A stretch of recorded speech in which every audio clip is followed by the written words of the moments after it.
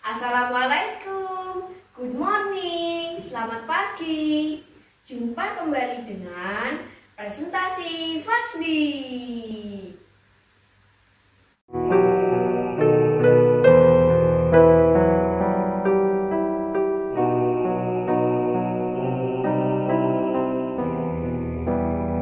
Di Sabtu ceria ini, Fasli mengajak teman-teman online semua untuk tetap semangat, berpikir positif, menjaga iman, dan menjaga imun. Oke, are you ready guys? Judul tema 2, subtema 2, pembelajaran 1 ini adalah bekerja sama mencapai tujuan. Yang pertama, Fasli akan membahas tentang perjuangan para pahlawan kemerdekaan Indonesia untuk mempertahankan kemerdekaannya. Setelah bangsa Indonesia memproklamirkan kemerdekaannya pada tanggal 17 Agustus 1945 dan menjadi negara yang merdeka, berdaulat, serta bebas dari penindasan dan penjajahan, ternyata tidak serta-merta bebas dari bangsa penjajah. Bangsa Indonesia masih harus berjuang untuk mempertahankan kemerdekaannya. Banyak upaya yang dilakukan bangsa Indonesia untuk mempertahankan kemerdekaannya, dan masih banyak loh perjuangan di berbagai daerah seperti pertempuran Surabaya, pertempuran Ambarawa, Bandung Lautan Api, agresi militer Belanda 1 dan 2, dan sebagainya. Kali ini yang akan Fasli bahas adalah pertempuran Surabaya. Pada tahun 1945 sampai 1950, bangsa Indonesia bertempur melawan bangsa Belanda yang diboncengi bangsa Inggris. Pertempuran tersebut terjadi karena pada tanggal 9 November 1945, bangsa Inggris mengeluarkan ultimatum, yaitu para pemuda dan pimpinan Indonesia harus menyerahkan diri dan tidak diperbolehkan membawa senjata, serta senjatanya harus diletakkan di tempat-tempat tertentu.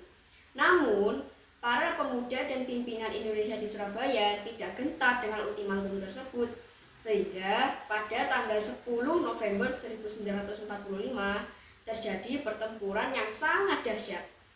Bangsa Inggris menggempur Surabaya dari darat, laut, dan udara. Wah, Fasli tidak dapat membayangkan loh teman-teman betapa sengitnya pertempuran tersebut. Puncaknya terbunuhnya pimpinan Inggris, yaitu Brigadir Jenderal Malabi pada pertempuran tersebut. Tetapi banyak pemuda Indonesia yang terbunuh pada pertempuran tersebut, sehingga setiap tanggal 10 November diperingati sebagai Hari Pahlawan. Pembahasan selanjutnya yaitu kalimat efektif. Sekilas tentang kalimat efektif ya teman-teman. Kalimat efektif adalah kalimat yang mengandung gagasan pembicara atau penulis yang terdiri atas kata-kata yang mengandung unsur SPOK. Teman-teman tahu tidak SPOK itu apa? SPOK itu adalah subjek, predikat, objek, dan keterangan. Fasli akan memberikan 2 contoh kalimat efektif, yaitu yang pertama, pemuda Indonesia bertempur dengan pasukan Inggris di Surabaya. Pemuda Indonesia itu adalah subjek, bertempur itu adalah predikat, dengan pasukan Inggris itu adalah objek, dan di Surabaya itu adalah keterangan. Yang kedua, tentara Belanda diboncengi pasukan Inggris ke Surabaya.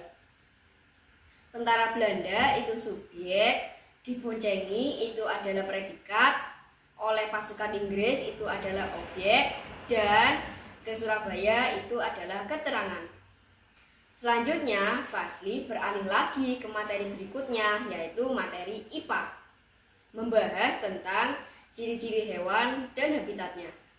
Tuhan menciptakan makhluk hidup dengan segala keunikan dan keistimewaannya, tidak terkecuali hewan. Fazly akan memberikan contoh ciri-ciri hewan dan habitatnya. Yang pertama, ciri-ciri ayam. Berkembang biak dengan cara bertelur, memiliki 2 kaki yang ramping dan kokoh, memiliki paruh digunakan untuk mencari makan, memiliki bulu, memiliki sayap tetapi tidak dapat terbang, dan bernafas menggunakan paru-paru. Habitat ayam berada di daratan, contohnya di pedesaan dan di sekitar hutan. Yang kedua, ciri-ciri bebek. Ciri-ciri bebek hampir sama seperti ciri-ciri ayam, tetapi yang membedakannya hanya bebek memiliki 2 kaki yang lebar dan berselaput, digunakan untuk berenang. Habitat bebek yaitu di daratan, tetapi juga bisa di perairan. Yang ketiga, ciri-ciri ikan. Berkembang biak dengan cara bertelur, memiliki sisik dan lendir, memiliki sirip digunakan untuk berenang, bernafas menggunakan insang, dan tergolong hewan berdarah dingin. Habitat ikan berada di perairan, contohnya danau, laut, kolam, sungai, dan lain-lain. Yang keempat, ciri-ciri cicak.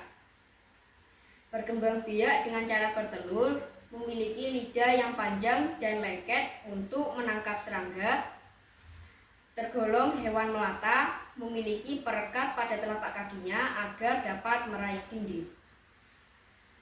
Habitat cicak berada di daratan, contohnya di pohon, dinding, atap rumah, dan sebagainya.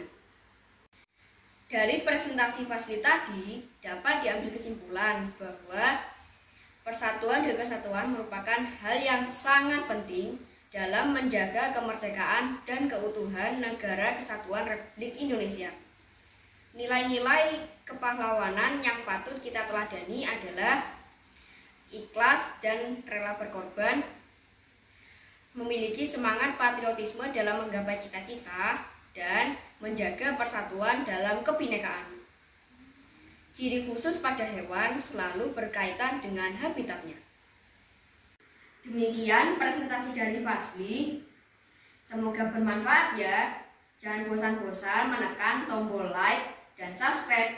Terima kasih. Wassalamualaikum warahmatullahi wabarakatuh. Goodbye.